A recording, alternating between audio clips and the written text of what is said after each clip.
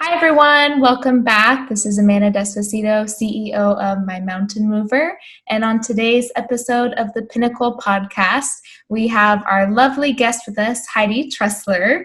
She is the CEO and founder of Spot, which is a telehealth speech therapy platform. So welcome, Heidi. Thank you so much for coming on the podcast. Thank you for having me, Amanda. We're so excited to chat. First of all, if you guys notice the accent, Heidi is Australian. She has her platform company based in Australia. And it's just amazing what you've been able to accomplish through your company. And I'm just excited for you to tell us a little bit about yourself, how you started Spot, and then where, the industry is heading. So tell me a little bit about yourself. What do you want to share with our listeners, and what made you really interested in starting your own company? Well, a little bit about me. I am from the country. So I grew up on a cattle and sheep station in outback Australia, in Queensland to be specific. So I did school over the radio when I was a child. We lived hours and hours from our closest town. And I had three siblings, and my mum taught me school because we didn't have a school close by. So we lived a very remote and sheltered life when I was a child. I honestly consider myself to be so lucky having that upbringing, because my social life was getting on my horse and going to a equestrian event every weekend. We went to every single pony club you can imagine. And yeah, so a very unique upbringing, I think, to live in the Australian outback.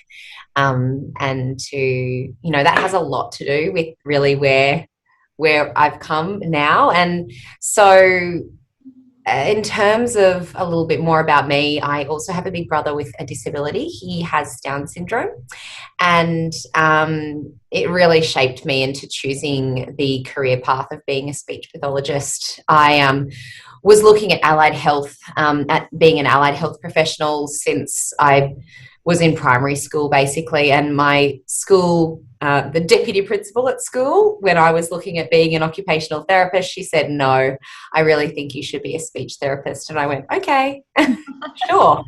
They all seemed the same to me, but I can see what she saw, because I am very well suited to speech pathology. I'm seriously passionate about it, and have just grown a really deep passion for my profession, and in a few areas in particular. And when I was a new graduate, I started off in hospitals. I moved to Sydney. I moved to the big city, and I loved that life for a while. And I actually then worked in private practice with a really great mentor who supported me to start Spot on the side. I guess I just was quite ambitious early on in my career, and I wanted to make more money than I was worth. So I started Spot on the side so that I could contract for myself and work my full-time job as well.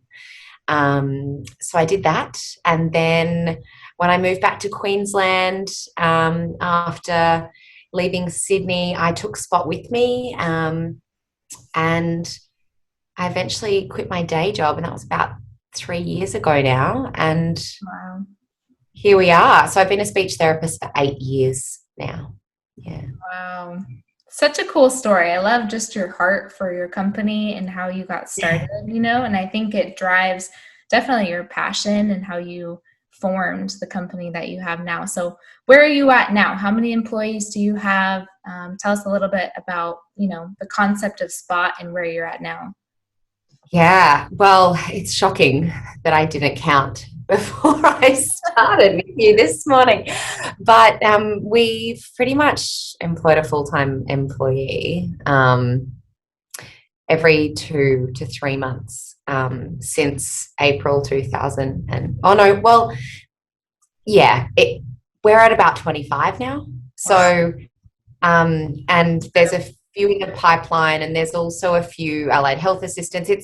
It's difficult that we'd have close to 30 if you included all of our little contractors and people who work for us a few hours a week and things like that. But yeah, 25 on the payroll. So it's a pretty big job now. We've got I've got a management team that I started training up in January this year, so that's coming into place quite well. And yeah, we're starting to have like departments essentially, Yeah, which is pretty cool. Yeah. that's awesome. That's so cool. So what drove your passion? You talked about your background, and your upbringing as a child. How did that kind of like fuel your mission, I guess you could say, for Spot? Great question. I guess my passion has really been funneled into creating a telehealth company. I started a telehealth company in 2015 when telehealth wasn't a thing and when nobody knew what the word meant. And when people literally said to me, and trying to convince also the super conservative country people in Australia that they should get on their computer to access healthcare, they were like, no. I literally was out there banging on creating my own market pre-COVID, and it was working. It was just seriously hard work. But I think that my passion did get me there because I think it's just a passion for helping people who I worked in Sydney and I worked at a really highly competitive practice in a really affluent suburb, and I saw the quality of care that those kids were getting because I was giving it, not to toot my own horn, but the practice that I was working at was exceptional. And I was going into the best schools in Sydney, and I just knew with my upbringing that the kids from where I was from, they didn't get that service. They didn't even get a look in at that service. They didn't even know that that service existed. It certainly didn't exist for them because the kids down in the middle of Sydney, there is so much competition for health services in the middle of Sydney because everyone wants to live there, but no one wants to live out in the outback of nowhere unless they marry someone or unless they're from there. And only 4% of Australians live in rural and remote areas. So, your chances of having high quality competition in healthcare was really low. And so I was pretty passionate about it because also my mum got zero support from anyone until my brother was like 30. She did everything herself and she's exceptional. She did not need a therapist. If you met my mother, you would think that she was a speech pathologist because she's a way better speech pathologist than me. But, some people are just naturally amazing communicators and teachers, and she's one of them.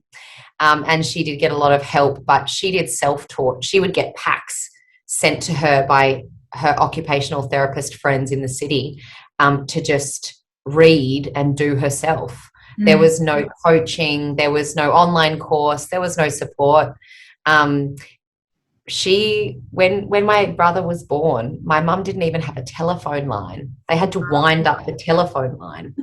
That's how remote they lived. They just shared the telephone line with like 8 other families around them. So it was proper remote. And I guess I just saw that there'd been no help and no support. And then I saw how well I was trained and the services that I was providing. But I also didn't want to move home yet. I didn't want to move out to the back of nowhere. I was single. I was enjoying my life in the city, but I wanted to help the people out there. So back then it was Skype. Zoom was starting out, but I started using Skype and it was grainy and it was awful. But my very first families, they persevered, and I persevered. I did think it was the hardest thing I'd ever done and that nobody would ever work for me because it was so hard. There wasn't boom cards. There weren't technologies to help you. It was literally just me and my whiteboard and whatever games I had on hand on my desk. So definitely wanting to help people like my family and my brother. is where that came from, and telehealth was the vehicle to do it. And I was sure of it.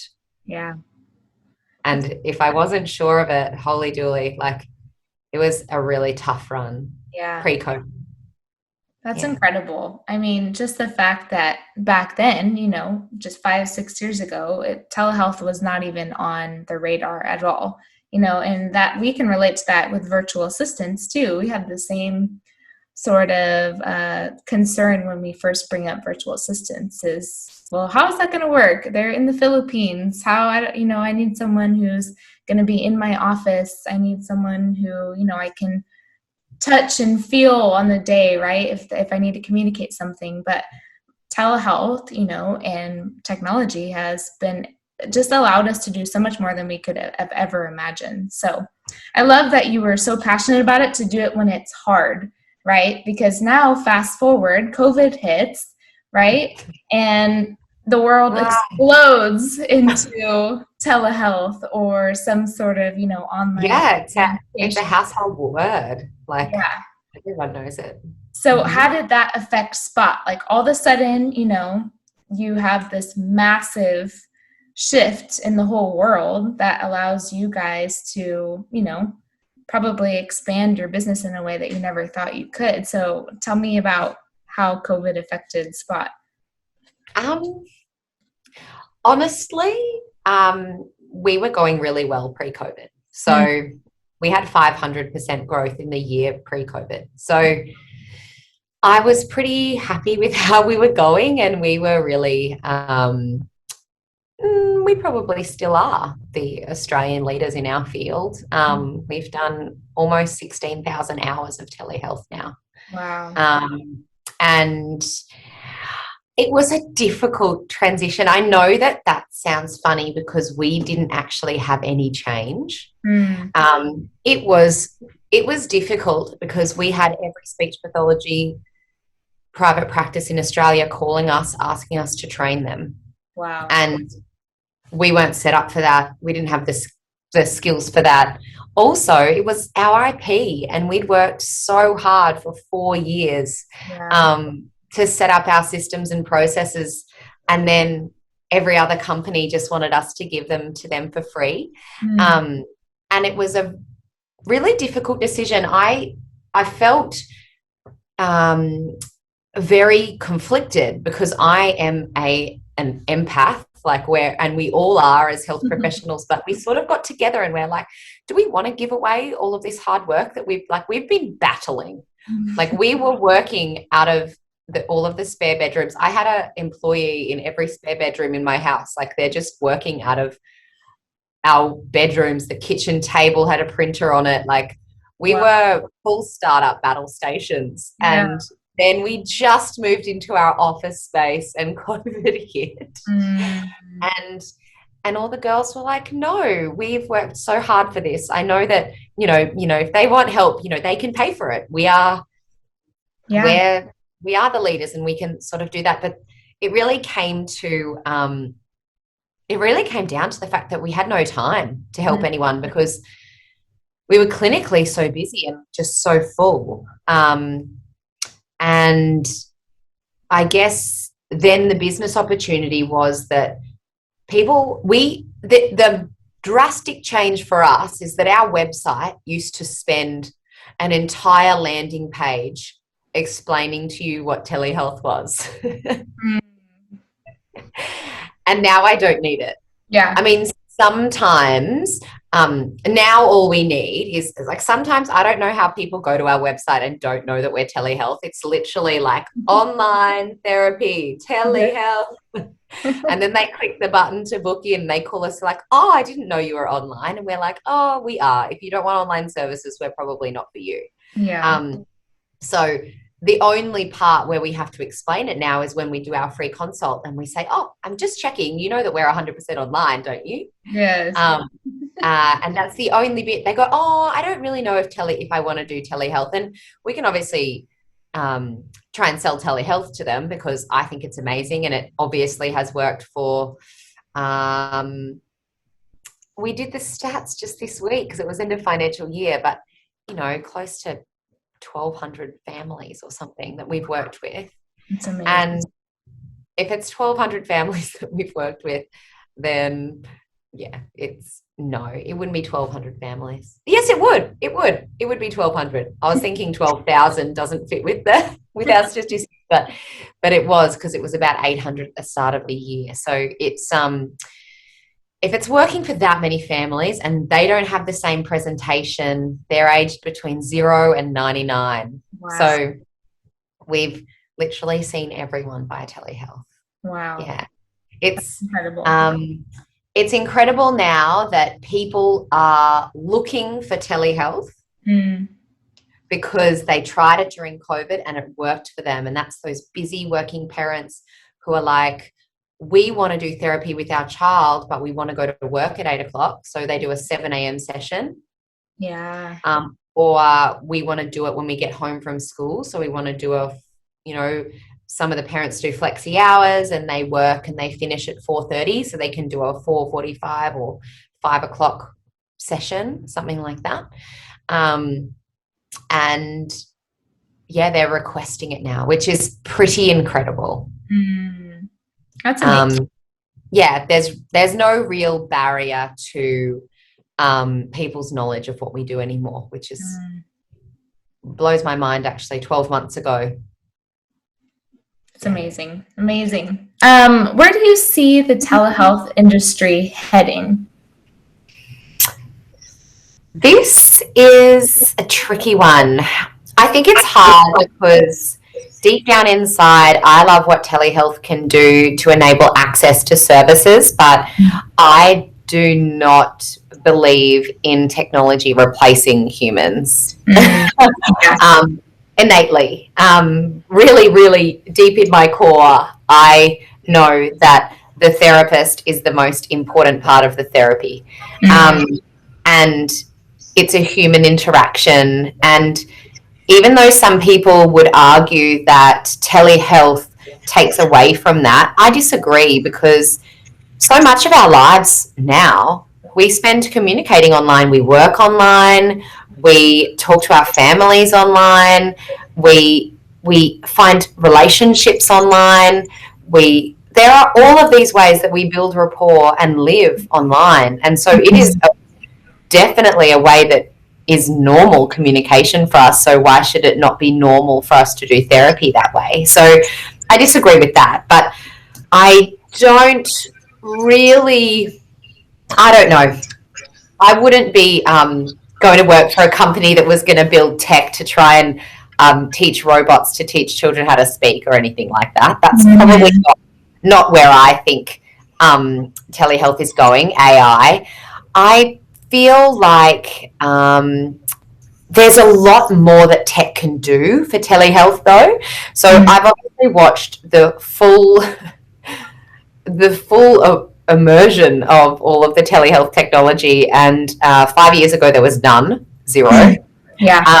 And well, gosh, it's almost 6 years ago now, but yeah, 6 years ago almost. When I was doing my research, it was 6 years ago.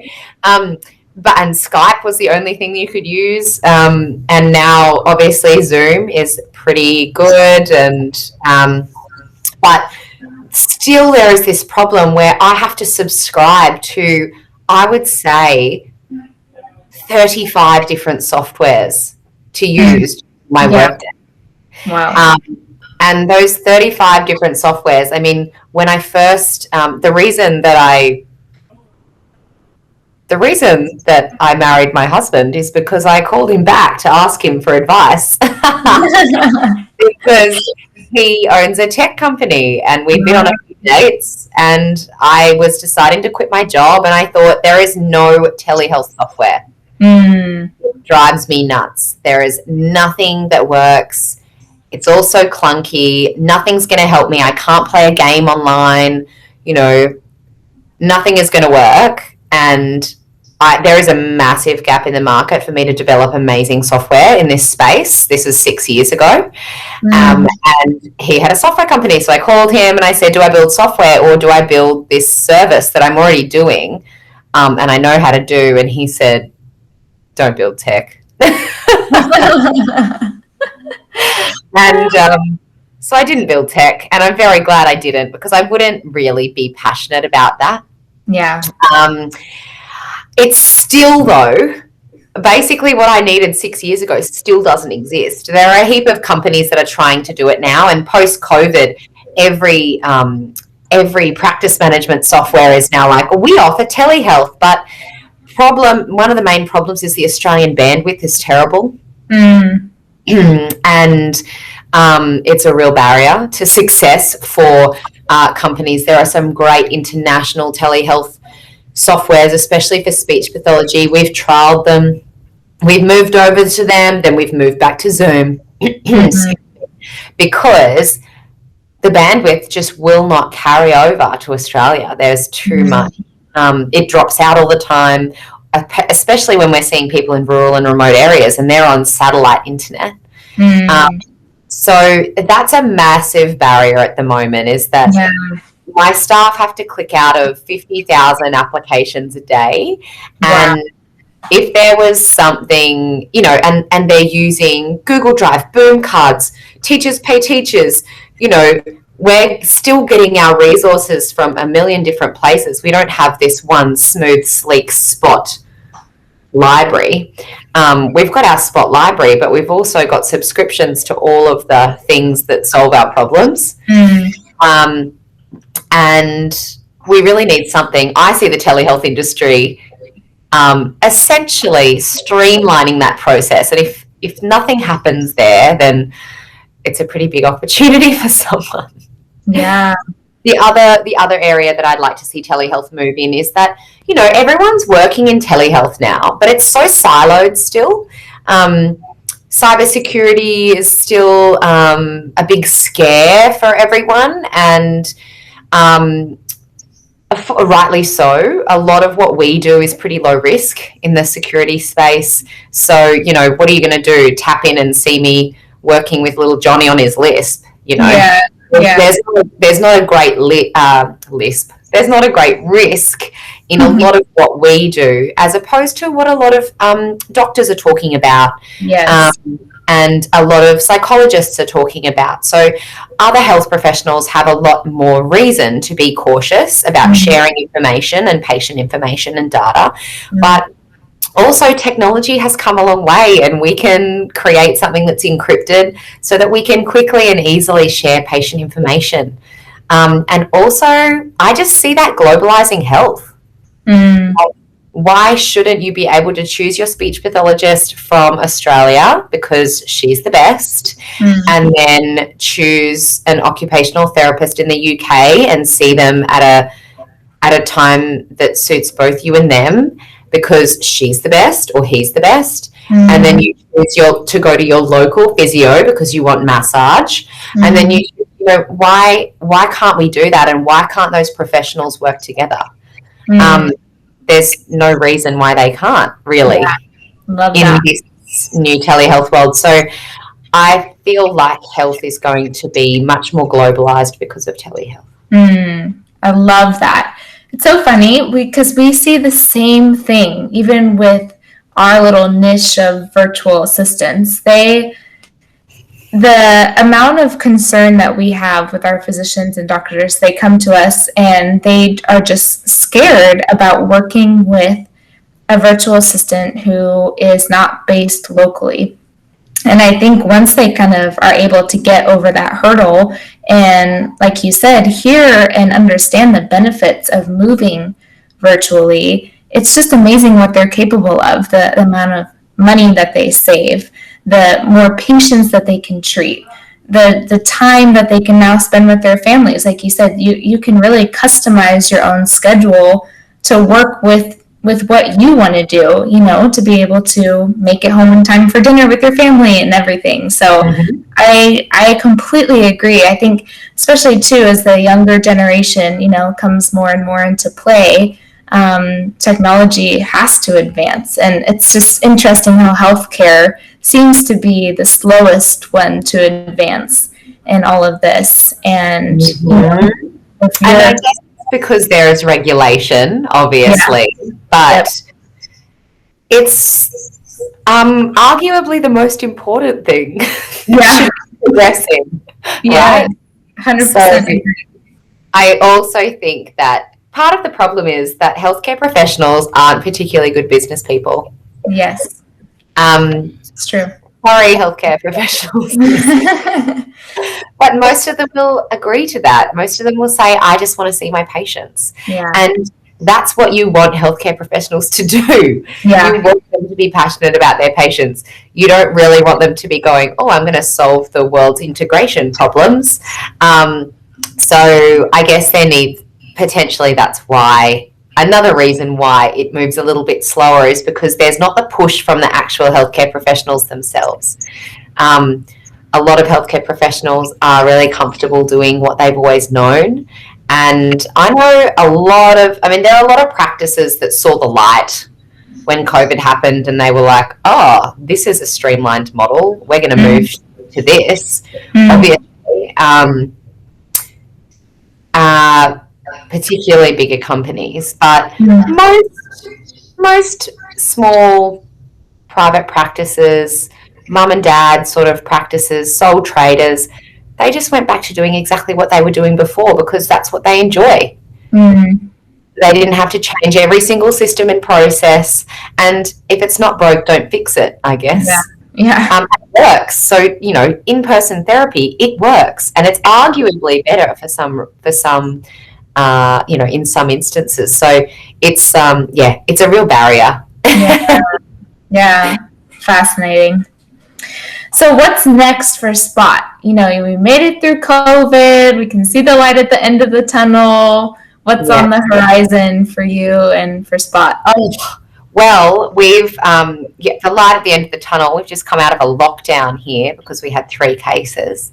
Mm. 3 cases. Wow. Yeah, 3 cases and the whole country locks down. But what's next for Spot? We are really moving into the digital product space. So I guess we are a very different practice with a different mission because we want to help all parents, not just parents whose children need speech therapy. Mm. And we realize that we have a really unique skill set and interest areas, especially some of the things that we have additional postgraduate training in that a lot of speech pathology practices don't have. And that's particularly orofacial myofunctional therapy, which really in the long and the short of it means everything to do with your lips and your tongue and your face. Mm. And so we are going to create some digital products. And I guess we see a gap because over the last 8 years, I would have interviewed hundreds of mothers, and you see the same narrative playing out over and over and over and over again about the struggles that each of these mothers have had on their way, on their journey to meeting us. And I guess it's our mission to try and prevent those struggles from happening for future parents. So potentially we could prevent them from having to come and see us because they buy a digital product when their baby's born and they go, oh, that's what I'm supposed to do. Sure, that's evidence-based. I've got the knowledge to do that. It's easy, it's consumable, and I don't have to get up out of my house and go and see a professional for an hour. So I guess we're trying to create a session with a speech pathologist experience, but that all parents need. I love that. Because we can help literally 100% of parents. That is incredible. It's just amazing that you are now at the point of your business, where you can be proactive and, like you said, we want to be preventative. We want to make ourselves redundant in the future. Wouldn't that be great? I mean, I'm not sure if we'll achieve our mission. We won't. Yes. There'll always be people who need us. 10%. So 1 in 10 children needs to see us. Wow. And that's adults as well. And so 1 in 10, need to see us, but 9 out of 10 would benefit from seeing us. We see a lot of gifted and talented children. It's not about it's not about just seeing the most severe kids and helping them on their way. It's about helping everyone reach their potential. And regardless of what my future children, regardless of what their skill sets are, they're going to be blessed with a choice of 25 speech pathologists with all of the different skill sets to help them in whatever area that they need, which is basically to just give them confidence and happiness in life. And if you give a child confidence, then the rest is up to them. So true. It's amazing. I remember just as a child, those first 5 years are so crucial. I just remember, my parents, thankfully I had amazing parents who would give the world to me. And I just love that your whole foundation is about that and providing just a better sort of quality care for these children that may not have it. So it's amazing. I love it. So what are you, kind of going off of that, what are you most proud of in your business? My team. I am so proud of my team. It's definitely my greatest achievement, I think. Because, I've never done this before. So the last time I did any leadership, it was like house captain. I was singing war cries at school. I definitely love it. I love leading, and I love putting my heart and soul into it. And I originally was most proud of the difference that I was making in children's lives, but I've had to step away from seeing children every single day. I've still got two. I've been seeing the two boys that I see every week for the last 4 years now. Wow. Their mums joke that I'm going to see them till the end of high school, but maybe I will. They're beautiful. But so I have my two little boys that I see. They're not little anymore. They're 10 or 11 now, but they're, I'm proud of the difference I'm making in their lives. But if I can educate others and instill my passion, and I'm very particular, Amanda. You're speaking to the choir. I hear you. I have very high expectations, and sometimes that's hard for my team, I realize. But I also think that having high expectations and a real passion for quality, there is nothing wrong with that. And I just see it in all of my staff, and I see that if something's not right, they will go out of their way. Like one of my staff this morning sent me a process at 6:50. She'd been working on policies and procedures at 6:50 because she knew it was really important to get it done now. Because we're getting lots of referrals, and she wanted the whole team to know this new process so that every single family gets a really high quality experience. And I didn't ask her to do that. It's I guess that I'm definitely just most proud of them and watching them grow. A lot of the speech pathologists that I employed never imagined that they would be doing business development or rocking up at a hospital and asking to speak to the CEO. And they didn't think they'd be doing sales or marketing, or that they would be doing any of the things that they're doing. And it's not just speech pathologists now that I employ either. I have a really amazing support team. So we've got admin, we've got a clinic manager, we've got a full-time bookkeeper, and they also they're all Swiss Army knives. They've got to chop and change in different directions every day. And I just watch them go, oh, I've never been asked to use Canva, teaching my bookkeeper to use Canva because I want a pretty financial report, right? But, just things like that where everyone has to go outside of their comfort zone, and everyone's happy to do that. And some people, honestly, it's really tricky. Some people are not cut out for that because it's a real challenge. But the people who are and the people who stay, they're just such a pleasure. It's just such a pleasure every day. And all of my employees are women now. We've had a few boys in the past, but we're all women at the moment, and we're pretty much always all women, except for my husband, who sometimes comes in and helps with some training and consulting and stuff. So, yeah, definitely my team. Most proud of them. Love that. I feel the same way. I am. They always say, you know, what our owner always talks to us about this too, is the qualities that most employees will look for in their boss or in their CEO is, you know, not the amount of money that they're paying for them or how articulate they are in a conversation. They look for their character and their integrity the most across the board. And I think that's really a reflection of you. I think your passion for what you do and your leadership style, it's a reflection, and your team notices that. And I feel the same way. I feel so strongly about my team and fostering a culture that just cares for one another, and that can be, you know, set apart a little bit. So I love that. It's amazing. So amazing. Yeah. Well, Heidi, thank you so much for coming on the podcast. It has been just such a pleasure to hear about Spot and yourself and just your passion and about telehealth and where it's heading. And I just wish you the best of luck. And, you know, hopefully we'll have you on the podcast again. We can get an update on how Spot's doing.